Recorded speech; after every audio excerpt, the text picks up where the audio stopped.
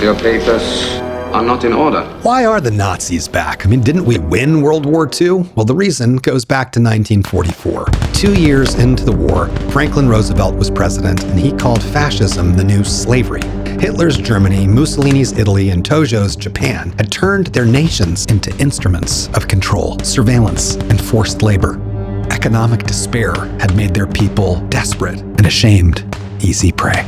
By blaming immigrants, foreigners, these leaders, who Roosevelt called gangsters because they built a lawless global protection racket, had enslaved their own working classes, their peasant classes, under a system of fear and obedience, and disguised that as patriotism. They ordered their people to ignite this hideous, totally unnecessary war that would kill 80 million people, a tragedy that must never befall us again. With so much at stake, Roosevelt knew the only way to prevent the Nazis from coming back was by cutting them off at their roots, and he called his plan the Second Bill of Rights. He introduced it with a national address in which he said, quote, "Sacrifices that we and our allies are making impose upon us all a sacred obligation to see to it that out of this war, we and our children will gain something better than mere survival. We are united in determination this war shall not be followed by another interim, which leads to a new disaster, that we shall not repeat the tragic errors of ostrich isolationism, that we shall not repeat the excesses of the wild 20s when this nation went for a joyride on a roller coaster, which ended in a tragic crash. It is our duty now to begin to lay the plans, determine the strategy for the winning of a lasting peace and the establishment of an American standard of living higher than ever before known. We cannot be content, no matter how high that general standard of living may be, if some fraction of our people, whether it be 1/3 or 1/5 or 1/10, is ill-fed, ill-clothed, ill-housed, and insecure. This republic had its beginning and grew to its present strength under the protection of certain inalienable political rights, among them the right of free speech, free press, free worship, trial by jury, freedom from unreasonable searches and seizures. They were our rights to life and liberty. As our nation has grown in size and stature, however, as our industrial economy expanded, these political rights proved inadequate to assure us equality in the pursuit of happiness. We have come to a clear realization of the fact that true individual freedom cannot exist without economic security and economic independence. Necessitous men, meaning needy men, are not free men. People who are hungry and out of a job are the stuff of which dictatorships are made. In our day, these economic truths have become accepted as self-evident. We have accepted, so to speak, a second Bill of Rights, under which a new basis of security and prosperity can be established for all, regardless of station, race, or creed.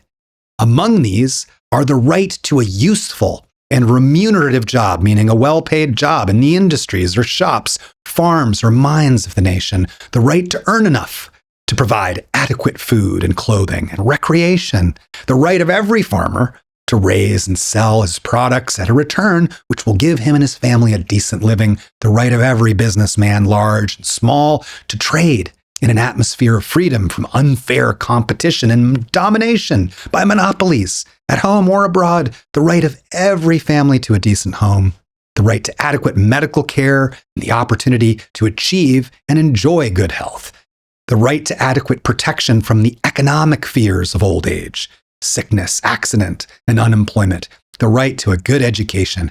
All of these rights spell security. And after this war is won, we must be prepared to move forward in the implementation of these rights to new goals of human happiness and well-being. America's own rightful place in the world depends in large part upon how fully these similar rights have been carried into practice for our citizens. For unless there is security here at home, there cannot be lasting peace in the world. Roosevelt's New Deal programs, investing in millions of government jobs, in SNAP, in food, in public work, Social Security, the GI Bill, fair labor laws, major investments in housing, education. These programs created the first broad majority middle class in world history. And how did we pay for it? High taxes on the wealthy, top tax rates over 90%, strong antitrust enforcement, breaking up monopolies, keeping corporate power held in check. And that grew the middle class for decades until the 1970s, when business elites retook control over our media and politics, started cutting taxes on the wealthy, allowed corporate power to just mushroom and consolidate. And today, income and wealth inequality is worse than it was during the Great Depression. Our middle class is collapsing. Small businesses can't exist, let alone survive, when monopolies control every market. And despair has once again made people desperate and ashamed, and once again, easy prey. The way to defeat fascism was given to us by those who defeated it in the first place. Not only FDR, but Dr. King, who defeated the fascists here on our own soil 20 years later, winning voting rights, ending legal segregation, and for the security of the nation, he too called for the abolition of poverty and the establishment of a guaranteed basic income, what our founding father Thomas Paine called the ground rent, owed to everyone, owed to the people who were cut off from equal access to their own planet.